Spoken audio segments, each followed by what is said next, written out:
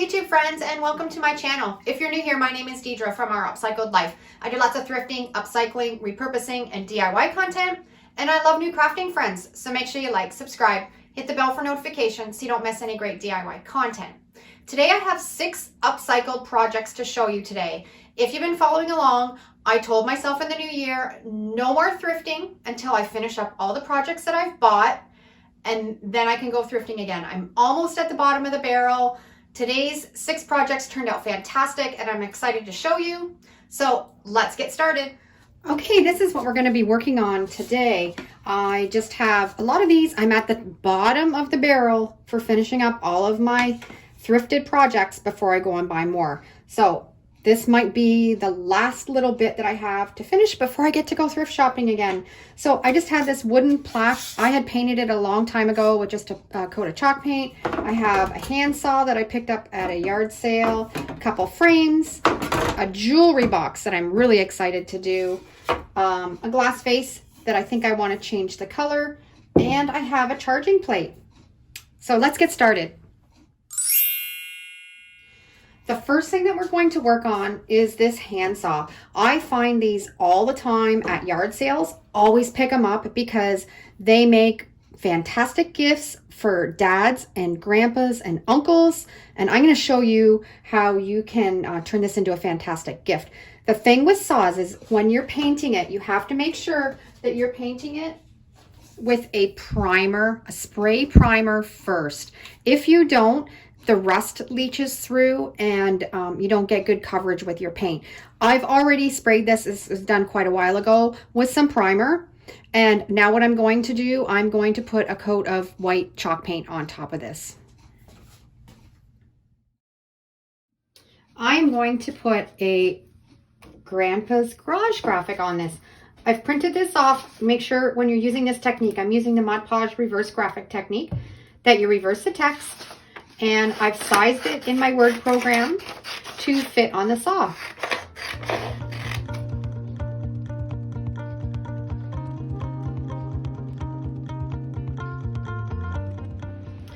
This is all dried. It sat for 24 hours and I'm just dampening it and rubbing the paper off. If you see these out and about, I see them all the time in the summer at yard sales. Grab them. They're perfect gifts for people that are hard to buy for. And I also like making them into Christmas theme ones. These are so great to customize. You can do grandpa, papa, dad, workshop, garage, woodshed, anything. There's so many ideas. So I really enjoy doing these. And when I find them, I always do a little bit of a happy dance. I'm going to work on this little plaque. It had, I think it had some sort of a quote on it, probably from the 70s. And a long time ago, I put a coat of white chalk paint on it, set it aside, and never finished it. But what I'm going to do right now is I'm going to fill in this little hole because I want to put a little hanger at the back. I don't want to hang it through this here. So I've just got some wood filler and I'm just going to fill up that hole and let it dry. I've got the hole all filled in and it's dry, and I just sanded it down. I have a nice flat piece of wood now, and I'm going to give it a coat of my homemade white chalk paint. I got it all painted and then I sanded it down with some 80 grit sandpaper, and I love the little scalloped edge on it. I'm going to pick out a really nice quote to put on this. I designed this graphic last week and I love it. It's reversed right now because I printed it off on just regular computer paper on my laser jet, and I'm going to use the Mod Podge reverse graphic transfer method, but it's got a lot of farmhouse vibes, and I'm going to put it on this plaque.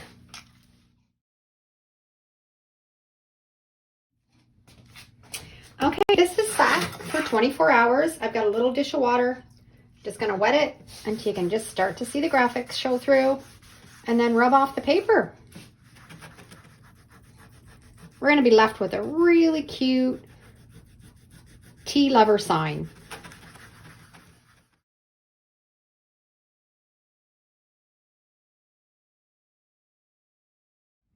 That little wooden vintage plaque that I picked up at the thrift store turned into this beautiful sign. I think this would look great in a tiered tray or on a coffee and tea bar. And I love the graphic. And those little beveled edges finished it off completely. The next thing that I'm going to work on is this charger plate. I picked it up at a thrift store. I think it was $1, and it's regularly $2.47 from Walmart. It's a pretty heavy duty one. A long time ago, took it out in my shed and I gave it a coat of primer. When you're doing anything with plastic, I like to use that spray primer first.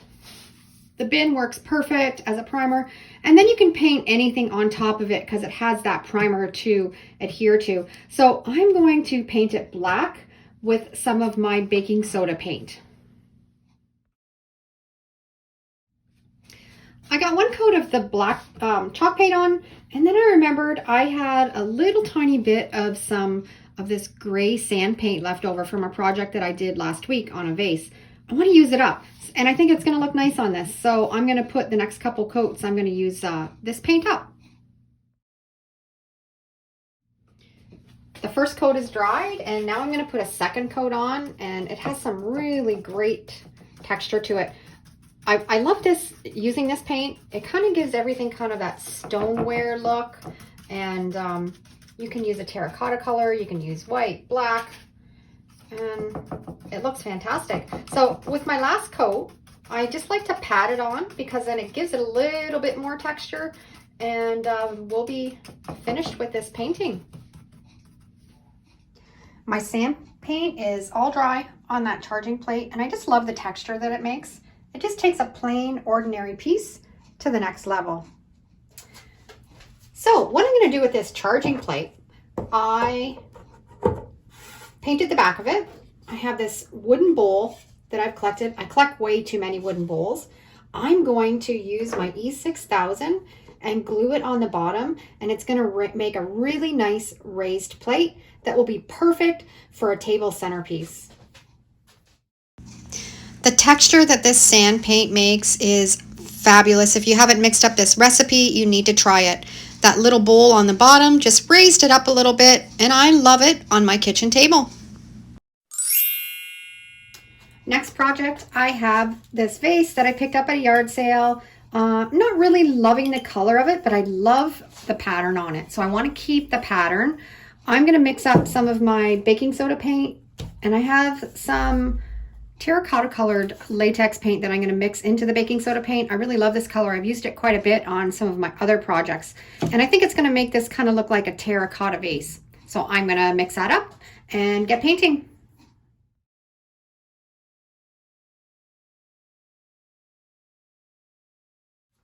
The first coat's all dry, and I love how it left the texture and made it even pop a little bit more than when it was just the glass.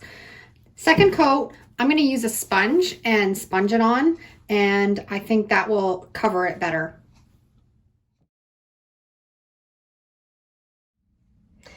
That's exactly what I was wanting, and I love how the pattern showed through really well after I painted it. And I love this color. Fantastic, successful upcycle. Next thing that I'm going to work on is these frames. I'm going to take the backing out and spruce up the frames. I picked these up at the thrift store for $4.99, and they were 50% off. So I thought that was a really good deal for some really good solid wood frames. And they just have staples in the back, just using my pliers, and I'm just gonna pull it out. I have them all taken apart, and actually the prints in them were little cards. They're kind of sun faded, but I kind of like them. I'm not gonna put them back in these because that's not kind of the style that I'm going for with these frames, but I'm gonna tuck these aside because I'm gonna use them for another project. Okay. Now we're going to work on the frames. I want to keep this the color that it is. So I've got some painter's tape. I'm going to tape it off so I don't get any paint on it. And then we're going to do a distressed finish on the rest of the frame. We're going to use the candle wax technique. If you've watched my channel for a while, you know that I love doing this to create chippy layered wood. And I like being really aggressive with it because I love that chippy look on all of my projects. I know it's not for everyone, and you don't have to do this step. You can just, if you're redoing frames, you can just paint them just a plain color, but I like to add a little bit of jazz to it. I've got all the wax on, and now I'm going to put a coat of the black chalk paint over the whole frame. And wherever there's a little bit of wax, that paint is not going to stick there. So you're going to get that layered look of that paint color underneath.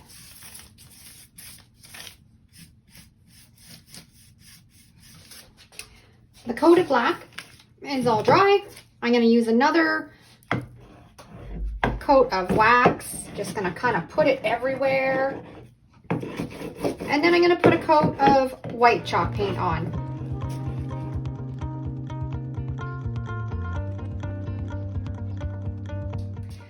These are all dry. We're going to use our packing tape to create the chippy layered look on this. We're having a snowstorm here. I don't want to take these outside to my shed and sand them.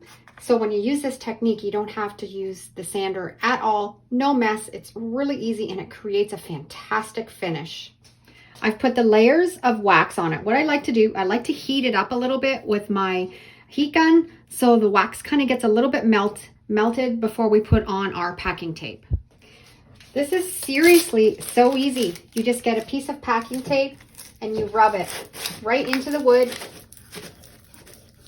and then you just take a corner of it and peel it. And as you do, you are left with a fantastic layered chippy look. Isn't that fantastic? So I'm going to work away on both of these frames.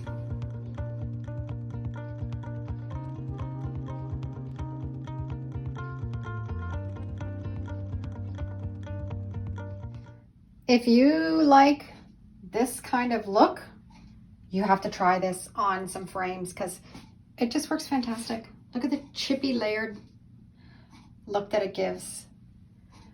Okay, let's finish these off. You don't always have to do a transfer method or decoupage. You can just print off really great graphics and put them in a picture frame with glass. That's what I'm going to do with these. I designed these two graphics last week, and that's what I'm going to put in these frames. I'm just going to cut them to fit, and I think they're going to look fabulous with this rustic kind of frame.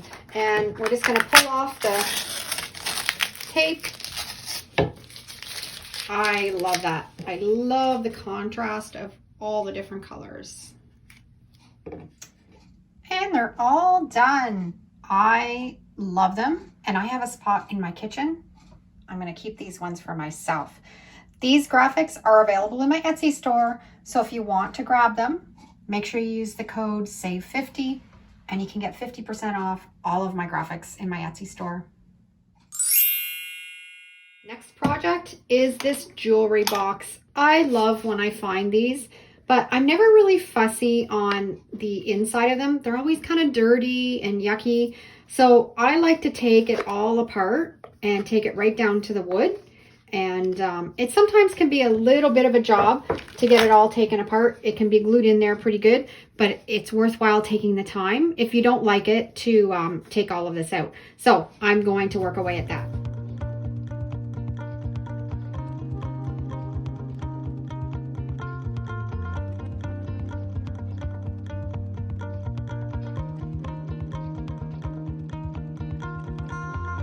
Okay, this is not for the faint of heart. It is a lot of work to get this out, and I probably have been a half an hour scraping everything out. I used my putty knife, I used an X-Acto knife, and then when I was all finished, I went through and I sanded everything down. It doesn't look really smooth, but it is. I've got it all smooth and all of the glue and everything scraped off. It's a mess, but it's so worth it when it's done. They turn out so cute. We're all ready to paint it. It has a little bit of a shiny lacquer on it. So I'm going to take my sanding block and sand it all down. So it gives it a little bit of a rough surface. I've got my homemade white chalk paint, and then I'm going to paint everything inside and out. It'll probably take 2 really good coats.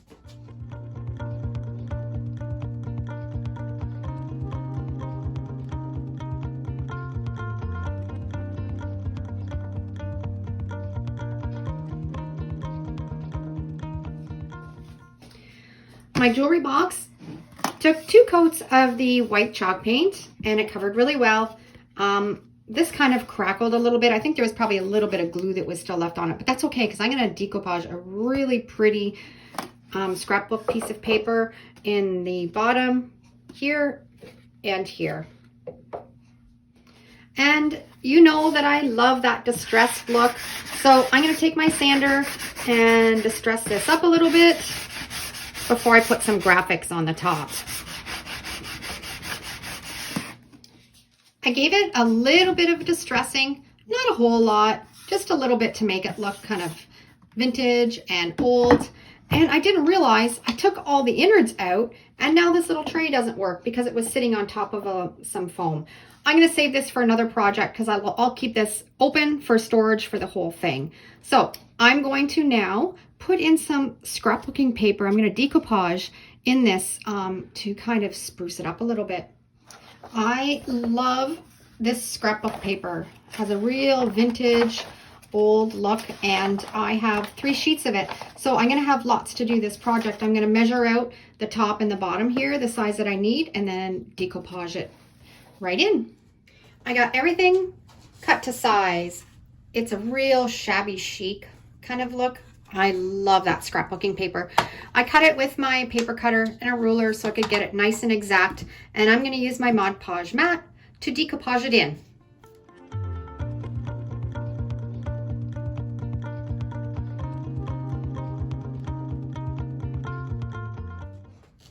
I've got a really pretty quote that I'm going to put on the top.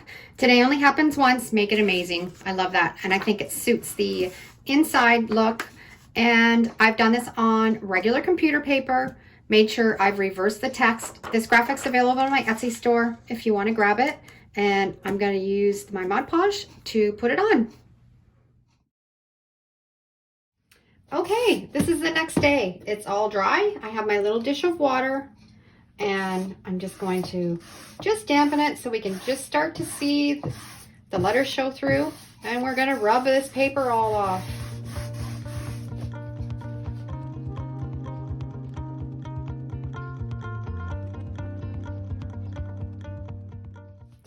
I got all the paper rubbed off. It's nice and dry. I'm going to seal it up with some of my polyacrylic sealer, water-based. This is matte finish, and it'll seal it up really nice. If we ever need to dust it, it will work well.